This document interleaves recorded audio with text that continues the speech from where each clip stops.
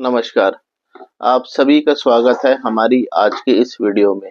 आज की इस वीडियो में हम आपको कबीरदास जी के एक ऐसे दोहे के बारे में बताने जा रहे हैं जो दोहा हमें आत्मा की अनुभूति, ईश्वर के प्रेम और सांसारिक बंधनों से मुक्ति का संदेश देता है।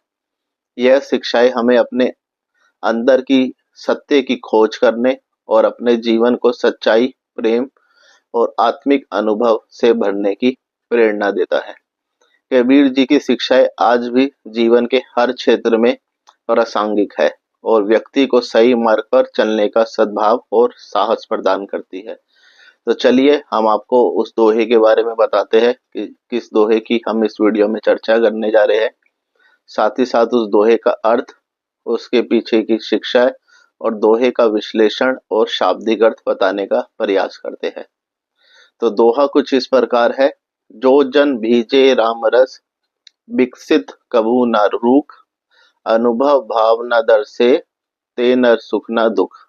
जी हाँ, इस दोहे का जो सरल अर्थ है, यह दोहा उन साधकों, योगियों और भक्तों के लिए प्रेरणादायक संदेश प्रदान करता है जो आत्मा की अनुभूति और ईश्वर के साक्षात्कार में लीन रहते हैं।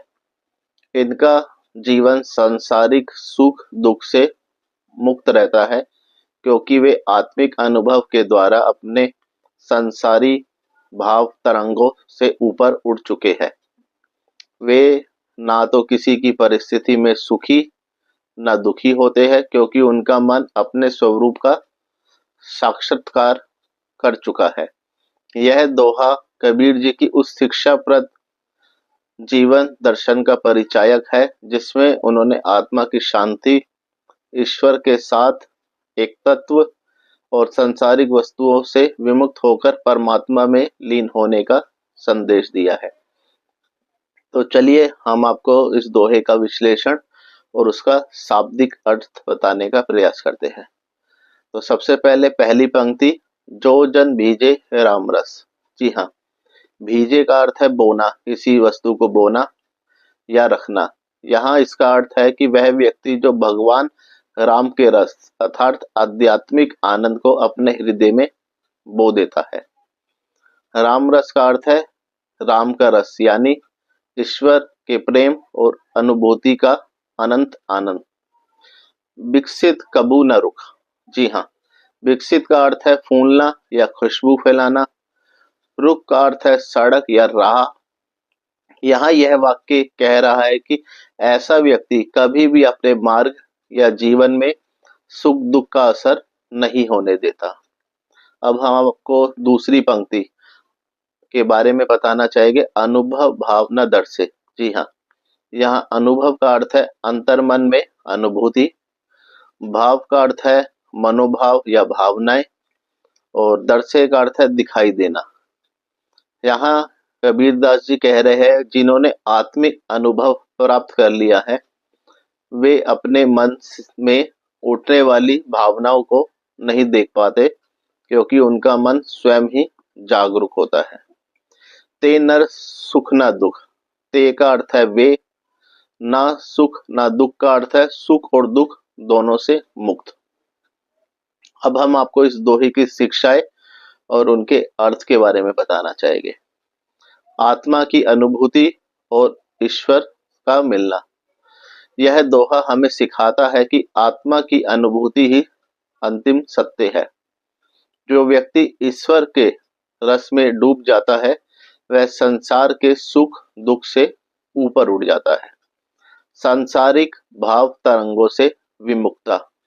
संसार में सुख और दुख आना जाना लगा रहता है परंतु आत्मा के अनुभव में लीन व्यक्ति इन सब के प्रभाव में नहीं आते।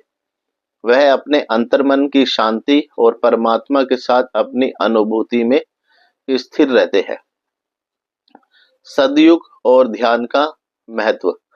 संत कबीर ने कहा है कि जो आत्मज्ञान प्राप्त कर लेता है वह अपने मन और भावों को नियंत्रित कर लेता है।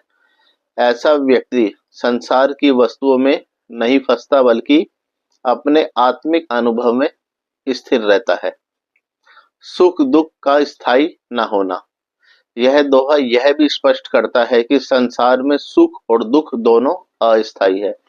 जो इनसे ऊपर उठ चुका है वह दोनों से मुक्त है। अब हम आपको कबीरदास जी की जो इस दोहे में जो छुपी शिक्षाएं है उसको बताना चाहेंगे। कबीर जी ने इस दोहे में सहज, सरल और गहरे अर्थ से परिपूर्ण जानकारी दी है। उन्होंने अपने दोहे के माध्यम से जीवन का सार, अध्यात्म का मार्ग और सामाजिक सद्भाव का संदेश दिया है। इस दोहे की जो मुख्य शिक्षाएं है वो कुछ इस प्रकार है।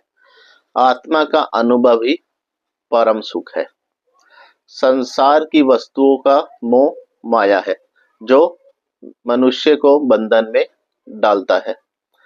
सद्गुण, सच्चाई और प्रेम ही जीवन का उद्देश्य है। धार्मिक रूढ़ियों से ऊपर उठकर ईश्वर का साक्षात्कार करना चाहिए, बल्कि उन्हें पहचानना चाहिए। सुख दुख दोनों क्षणिक है, स्थिरता आत्मा में है। अब वर्तमान समय में इस दोहे का कबीर जी जो महत्व बताना चाह रहे हैं, अब उसके बारे में हम आपको कुछ जानकारी देना चाहेंगे। आज के युग में भी कबीर जी का ये दोहा अत्यंत महत्वपूर्ण है।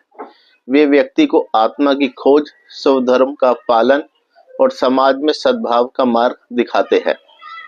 आधुनिक जीवन की भागदौड़ और तनाव में कबीर जी के दोहे हमें शांति, संतुलन और आत्मिक अनुभूति की ओर प्रेरित करते हैं।